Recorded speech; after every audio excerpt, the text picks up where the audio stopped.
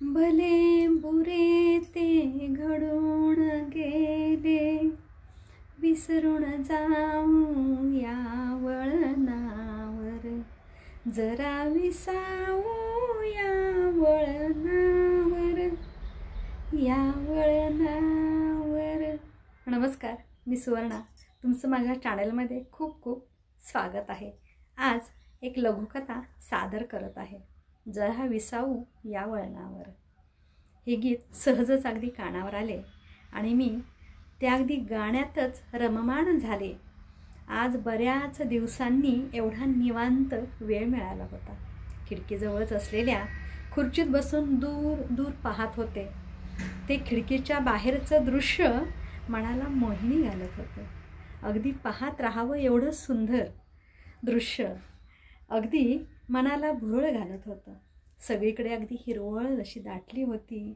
फुलपाखरे रंगी बेरंगी उडत होती. काही छोटे वृक्ष, काही मोठे वृक्ष, रंगीबेरंगी फुले, पाने या निसर्गाची शोभा अधिकच वाढवत होती.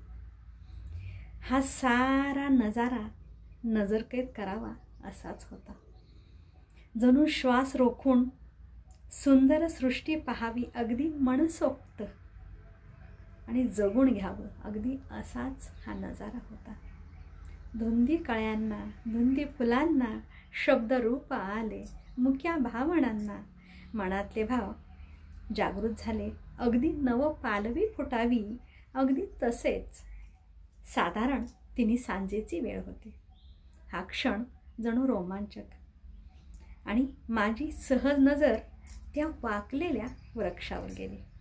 जणू तो साक्षीदारच होता. अगदी युगायुगाचा अनेक उन्हाळे पावसाळे त्याने ते सहन केलेले होते आणि जणू तो मला खुणावतच आहे असं भासत होतं. अगदी आंधी तुफानाशी सामना करून तो स्थित उभा होता, अगदी ताठ मानेने. अगदी सहजच मनात विचार आले, मनुष्य कितीही मोठा झाला तरी तो वृक्षासारखा महान बनू शकत नाही. वृक्षाचा हौसला बुलंद असतो. मानवाने त्याच्याकडून शिकावे, जीवन कसे जगायचे. पहा ना, जेव्हा बीजातून हा अंकुरतो तेव्हा हा अगदी नाजूक असा असतो. अगदी जन्मापासूनच हा जणू कोणाचा आश्रय मुळीच घेत नाही आणि कोणासमोर नतमस्तकी होत नाही. ऊन, वारा, पाऊस सगळ्यांना अगदी झेलत असतो.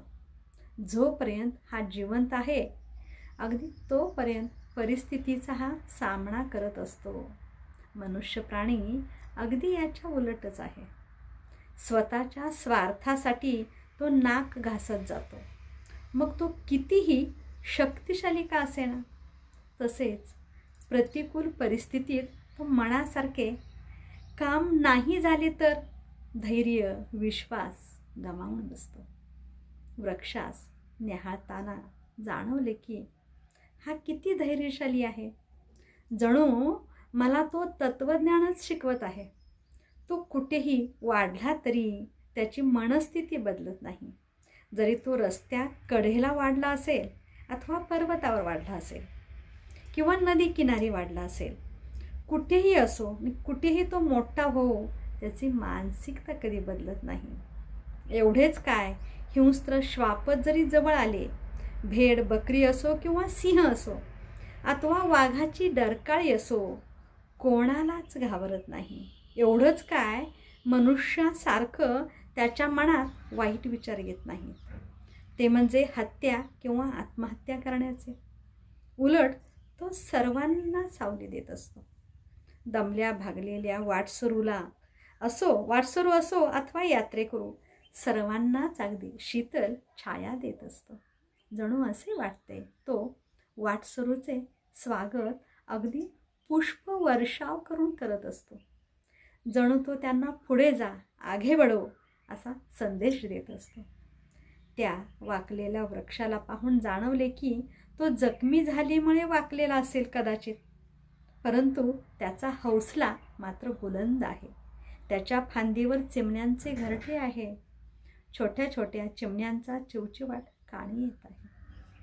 तो यामुळेच की की भयंकर तुफानाशी लढून सुद्धा घरटे अगदी सुरक्षित आहे. ते केवळ त्याचा बुलंद हौसला असल्यामुळेच.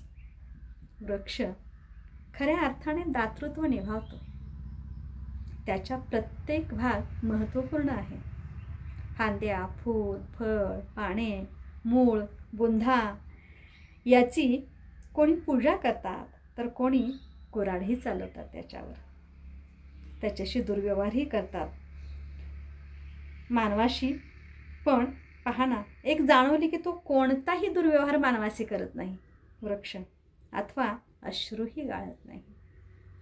मानवाने त्याच्यावर कितीही अत्याचार केले तरी तो जीवनभर दातृत्व निभावत असतो.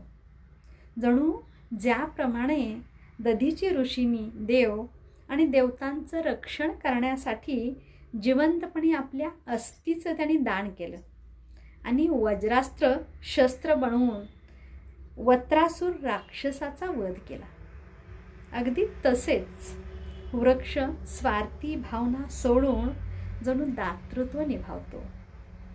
तो महादाता रूपातच. जणू समर्पित भाव दडलेले असतात त्याच्यात. माझी खिडकीतून पाहत पाहत जणू तंद्रीच लागली होती. तितक्यात पुन्हा आवाज आला. रहे ना रहे हम महका करेंगे बनके कली बनके सबा बागे वफा में. रहे ना रहे हम महका करेंगे बनके कली बनके सबा बागे वफा में. रहे ना रहे हम. धन्यवाद. कसा वाटला लेख अवश्य सांगा.